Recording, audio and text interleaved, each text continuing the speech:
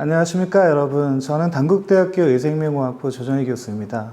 오늘 이렇게 경항바이오 유스 캠프를 통해 온라인이지만 여러분들을 뵙게 돼서 정말 반갑습니다. 저는 오늘 암세포의 분자 유전학적 기전을 적극 활용하여 현재 임상에 적용되고 있는 항암 분자 표적 치료에 대해 말씀드리도록 하겠습니다. 자, 여러분 요거는 다 아시겠죠? 이건 피노키오인데요. 자, 피노키오의 가장 큰 특성은 이렇게 거짓말을 했을 때 이렇게 코가 자라난다는 것입니다. 자, 그러면 과학적으로 정말로 피노키오의 코가 자랄 수 있을까? 자, 정답은 여러분께서 아시겠지만 그렇지 않다입니다. 하지만 실제로 어떤 특정한 환경에서는 이게 결코 틀린 말은 아닐 수도 있기 때문에 이 부분에 대해서 일단 먼저 설명을 드리도록 하겠습니다. 자, 이거는 세포의 모식도를 나타내고 있는데요. 이렇게 세포가 분열을 할 때는 언제 얼마만큼 분열을 할지가 결정되게 됩니다. 이렇게 한 번을 분열을 할지 또는 이후에 계속해서 분열을 할지는 다양한 세포 내 유전자 조절에 의해서 결정되게 되는데요. 이걸 좀 자세히 말씀을 드리면 이렇게 세포 분열에 관련되는 유전자들이 전사 과정을 거쳐서 번역을 통해 단백질이 만들어지게 되고, 이러한 단백질은 결국은 신호 전달의 역할들을 수행을 해서 세포 주기를 활성화하게 되게 됩니다. 자, 세포 주기에 대해서 말씀을 드리면 이 세포 주기는 G1, S, G2, M으로 구성이 되어 있고, 자, 이러한 간기 또는 이런 체세포 분열기를 통해서 한 바퀴의 어떠한 과정을 거치게 되면 세포가 이렇게 한번 분열하게 됩니다. 이러한 과정들은 워낙 중요하기 때문에 이런 세포 주기 제어 시스템에는 세 군데 어떤 특정한 포인트를 만들어서 이 세포가 잘못될 경우 이 체크 포인트를 통해서 세포가 더 이상 주기가 진행되지 않도록 막는 역할들을 하게 됩니다. 따라서 이런 세포 내 유전자들은 결국은 정리하면 이렇게 세포가 분열해라 라는 어떤 명령체계에 관여하는 단백질들, 자, 그래서 우리가 이런 것들을 전암 유전자라고 통칭을 합니다. 그리고 이렇게 세포 주기를 조절할 수 있는, 즉 어떤 상황에서 억제할 수 있는 이러한 유전자들을 종양 억제 유전자라고 합니다. 따라서 이러한 종양 억제 유전자 또는 전암 유전자들이 얼마만큼 언제 세포가 분열될지를 결정하는 중요한 역할들을 하게 됩니다.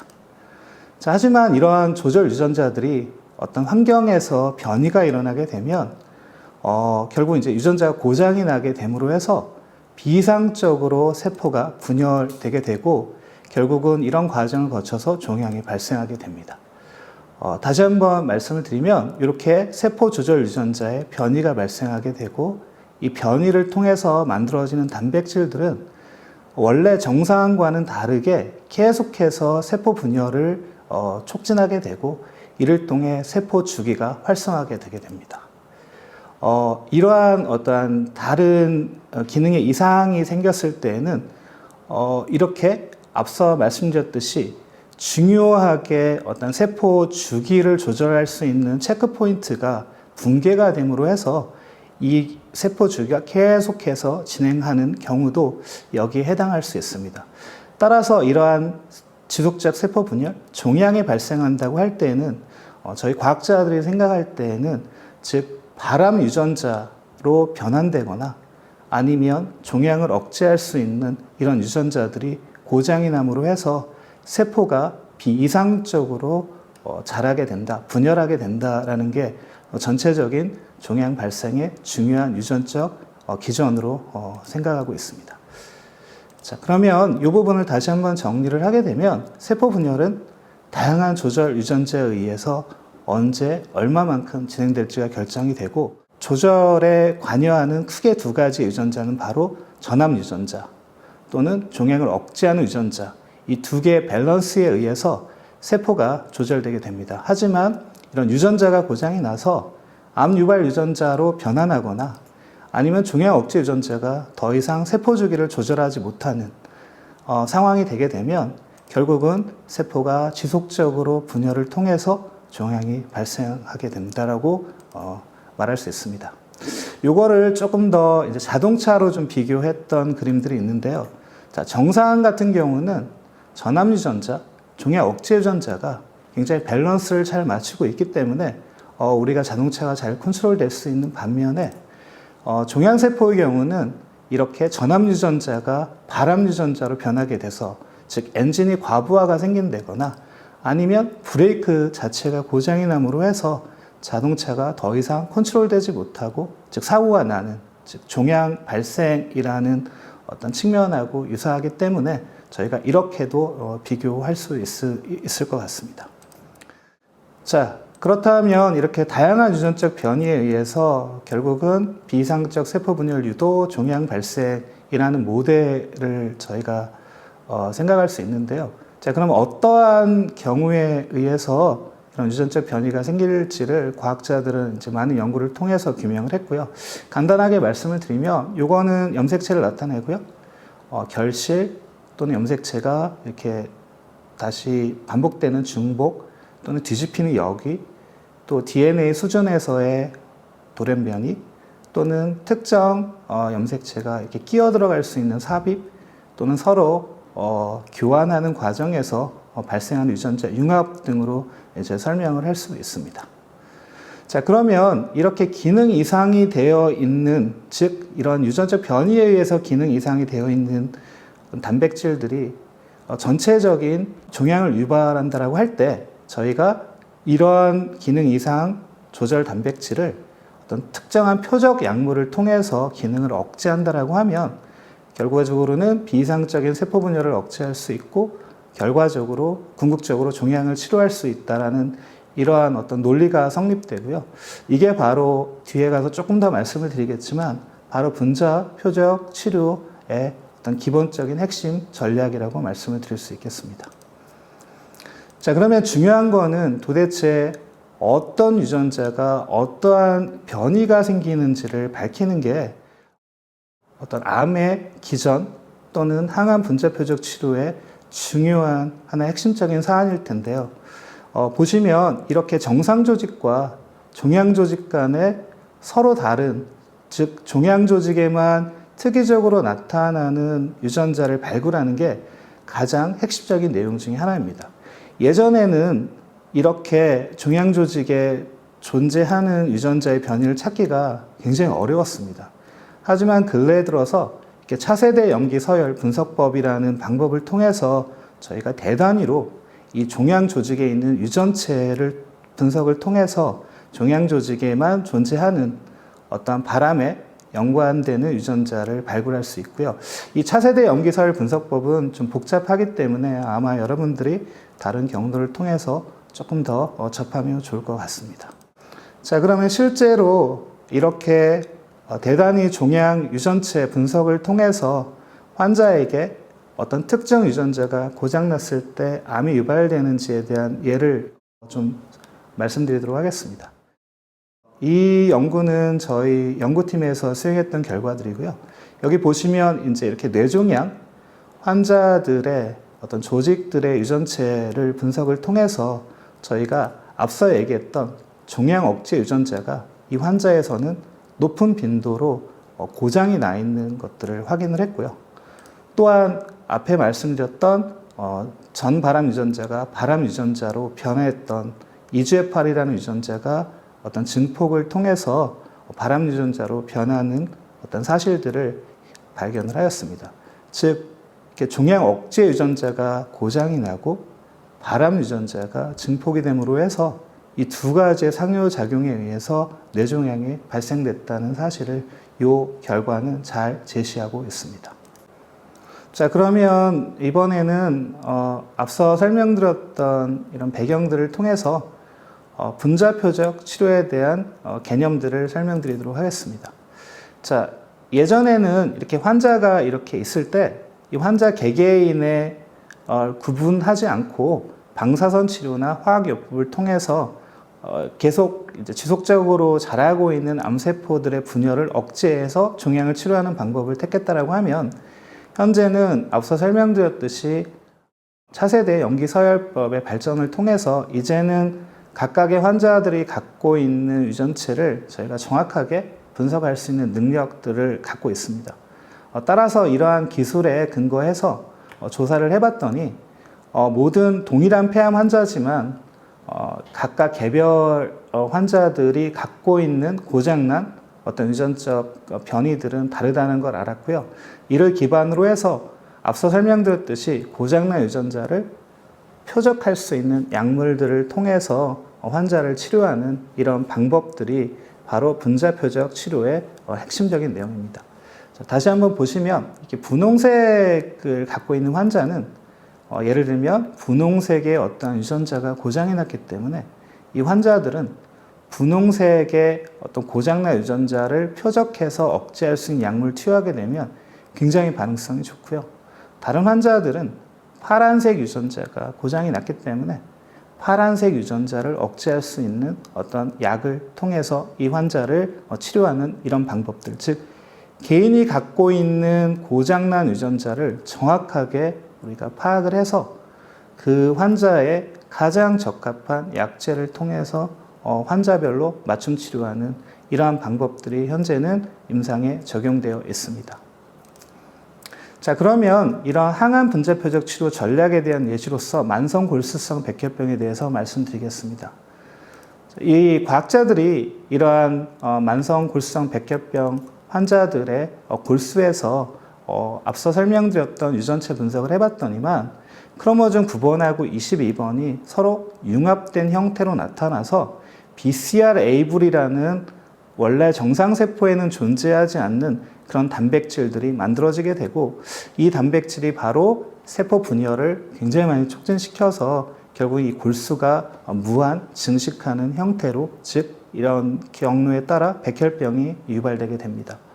실제로 우리가 FISH라는 방법을 통해서 이러한 새로운 어떤 유전자가 만들어지는지를 조사할 수 있는데요. 자, FISH라는 방법은 간단하게 설명을 드리면 DNA에 형광 시료를 이렇게 붙여서 우리가 이 DNA하고 결합할 수 있는 어떠한 유전자를 검출하는 그런 방법입니다. 그래서 여기서 보시면 빨간색은 ABL이라는 형태, 초록색은 BCR이라는 형태를 인지할 수 있는 시료, 형광 시료를 붙여서 이 환자들에서 유래한 어떤 골수 세포에 이렇게 염색을 한 후에 현미경으로 관찰한 결과들인데요. 자, 이게 만약에 정상적으로 9번, 22번이 독립적으로 존재한다고 하면 빨간색 또는 초록색의 색깔들이 나타나게 되지만 이러한 염색체의 변이에 의해서 BCR-ABL이 형성되게 되면 여기 보듯이 이렇게 반은 빨간색, 반은 파란색의 형태로 이렇게 나타나게 됩니다. 따라서 이렇게 나타난 BCR-ABL이라는 단백질은 ATP하고 결합을 해서 인산화를 통해서 세포 분열을 유도할 수 있는 신호를 지속적으로 전달, 결과적으로 만성 골수병을 일으키는 어떤 경로들을 갖고 있는데요. 즉 이러한 지속적으로 활성화가 되어 있는 BCR-ABL을 아까 표적 치료제, 이 경우는 이마티민이라는 약제를 통해서 ATP가 이 N 효소가 작용하는데 절대적으로 중요한 하나의 인산화의 재료로 사용되게 되는데요. 이 포켓의 약제, 이마티민이라는 약제가 정확하게 맞아 떨어져서 이 BCR-ABL은 더 이상 ATP를 사용하지 못하기 때문에 결과적으로 신호를 전달하지 못해서 우리가 만성 골수성 백혈병을 치료하는 이러한 개념입니다. 즉 이러한 분자를 표적하는 약물을 통해서 항암에 적용되는 하나의 예를 말씀드릴 수 있습니다. 그래서 실제로 이제 환자들을 보게 되면 이게 펫스캔 결과들인데요. 이게 검게 나타나는 어떤 종양 부분들이 이렇게 시간이 경과하면서 약물의 투여에 의해서 사라짐을 알 수 있고요. 이 그림도 마찬가지로 굉장히 컸던 튜머들이 시간 약제에 의해서 굉장히 작아짐을 알 수 있었습니다. 자, 두 번째 어떤 이러한 표적 치료에 대한 예로서 비소성 폐암에 대해서 말씀을 드리겠습니다. 자, 비소성 폐암은 전체 폐암의 약 90%를 차지하고요. 과학자들이 유전체를 분석해 봤더니만 다양한 경로의 변이에 의해서 이제 폐암이 유발되게 되는데 그 중에서도 EGFR이라는 유전자가 30-40%를 차지하게 됩니다. 자, 그래서 EGFR이 뭔지, 정상적인 세포에서는 어떻게 작용하는지를 간략하게 말씀을 드리면, EGFR은 막 단백질이고요. 이렇게 신호에 의해서 구조가 변해서 이렇게 결합을 하면서 세포 내에 세포를 분열할 수 있는 신호를 전달하게 됩니다. 보시면 이렇게 결합에 의해서 활성화가 돼서 세포 내 쪽으로 이렇게 인산화를 시킬 수 있는 그런 능력을 획득하게 되고, 결과적으로는 다양한 세포 내 경로를 통해서 세포 분열을 촉진하게 됩니다.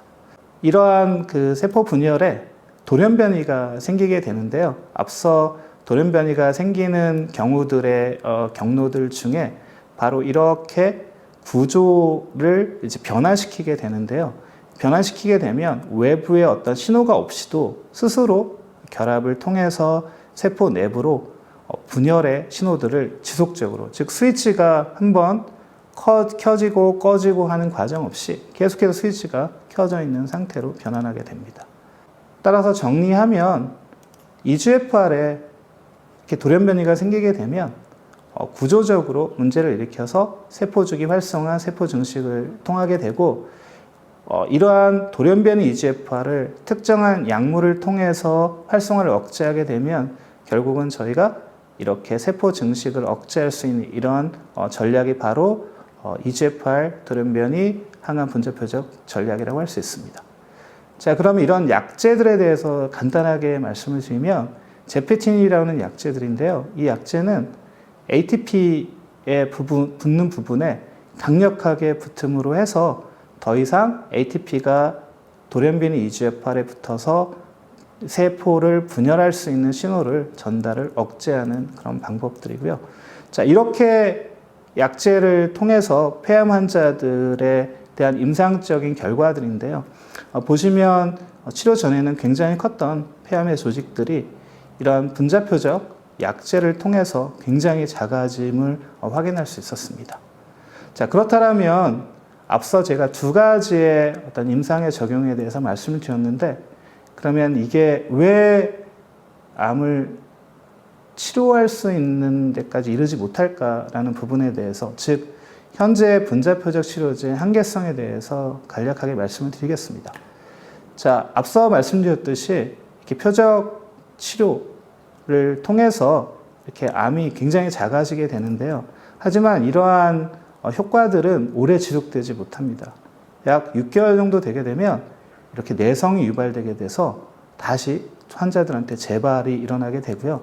그래서 과학자들이 도대체 왜 재발이 일어날까를 다시 유전체 분석을 해봤더니만 그 약제가 붙는 부분 옆부분에 새로운 돌연변이가 생김으로 해서 약제가 더 이상 붙지 못하게 됨으로 해서 이 세포는 약제에 대한 어떤 효과가 떨어지게 되고 다시 재발이 되는 이러한 현상으로서 우리가 재발을, 내성을 설명을 하고 있습니다.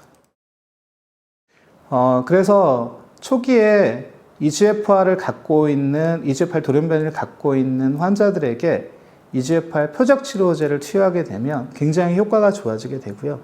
하지만 일정 정도 시간이 지나게 되면 내성 때문에 다시 재발을 되게 되는데, 이 재발된 환자들에게 다른 어떤 약을 처리하게 되면 또다시 반응성이 좋아지지만 어느 정도 시간이 지나게 되면 또 내성이 생기게 됩니다.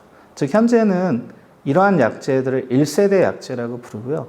1세대 약제의 내성을 갖는 환자들한테는 이제 3세대 약을 처리하게 되면 또 일정 정도 암세포가 줄어드는 효과를 볼 수 있는데, 이 3세대 약에 대해서 내성이 발생하게 되면 더 이상은 약제가 없는 그런 상황입니다. 즉 현재 분자 표적 약물에 대해서는 이러한 지속적인 돌연변이 또는 다른 형태의 돌연변이에 의해서 커다란 걸림돌로 작용하고 있게 됩니다. 또 한 가지 예를 이제 들어드리면, 비라프라는 어떤 돌연변이를 갖게 되면 이렇게 피부암에 걸리게 됩니다. 그래서 이 비라프의 돌연변이를 특이적으로 억제할 수 있는 약제를 투여하게 되면 다음과 같이 굉장히 환자가 빠르게 회복을 하지만 결국은 얼마 되지 않아 또다시 내성이 발생하게 되는 경로를 따라가게 됩니다. 자, 그럼 제가 지금까지 설명드렸던 내용들을 정리하도록 하겠습니다. 자, 이렇게 환자에서 암이 유발되게 되면 그 조직의 분석을 통해서 어떠한 유전자가 이 환자의 암을 유발하게 됐는지를 이제 발굴을 하게 되고, 발굴된 유전자의 이제 과학자들은 유효성 검증을 통해서 제약회사들은 이러한 고장난 유전자를 특이적으로 억제할 수 있는 표적 약물들을 만들게 되고, 이를 통해서 다시 이 환자들에게 적용해서 암을 제어하는 이런 방법들이 바로 항암 맞춤 분자 표적 치료의 핵심적인 내용이라고 할 수 있습니다. 하지만 설명드렸듯이 현재는 한계성이 이런 방법들이 오래 지속되지 못하고 일정 정도 시간이 지나면 이렇게 내성이 유발되게 되고요. 이런 내성들은 결국은 현재 커다란 항암 전략의 걸림돌인데요. 그래서 많은 과학자들은 기존과 다른 대단위의 시스템적인 방법을 통해서 정말 이런 내성암의 생존에 아주 중요하게 작용하는, 즉 새로운 어떤 아킬레스 건과 같은 어떤 그런 기전들을 좀 찾아서 이러한 유전자들을 타겟할 수 있는 새로운 약제를 통해서 현재 불치성으로 되어 있는 암들을 치료하는 이런 전략들을 현재 연구하고 있습니다. 자, 마지막으로 이러한 많은 연구들은 개인에 의해서 이루어진 건 아니고 수많은 과학자들에서 의해서 현재 이루어졌습니다. 제가 국내 과학자는 우수한 분이 계시지만 포함되지 않고 현재 외국에 계시는 많은 훌륭한 암 연구자들을 이렇게 소개를 하고 있는데요. 이러한 노력들에 의해서 결국은 하나하나 저희가 임상에 적용할 수 있는 이런 연구들의 결과를 얻을 수 있었다고 생각합니다. 또한 우리나라의 대표적인 암에 대한 어떤 표적 약물들을 만드는 회사들 두 군데를 소개했는데요. 한 군데는 유한양이고 하나는 한미약품입니다. 굉장히 많은 연구들을 통해서 세계의 우수한 그룹들과 어깨를 나란히 할 수 있는 수준까지 올라가 있는 상황입니다. 자, 그러면 이러한 암 연구가 앞으로 계속해서 지속돼야 되는데 그럼 누가 연구를 할까요? 제 생각에는 바로 여러분들이 앞으로 이러한 훌륭한 연구를 이어나갈 수 있을 거라 확신합니다. 자, 이상 제 강연은 여기서 마치도록 하겠습니다. 예, 감사합니다. Good friend, KSMCB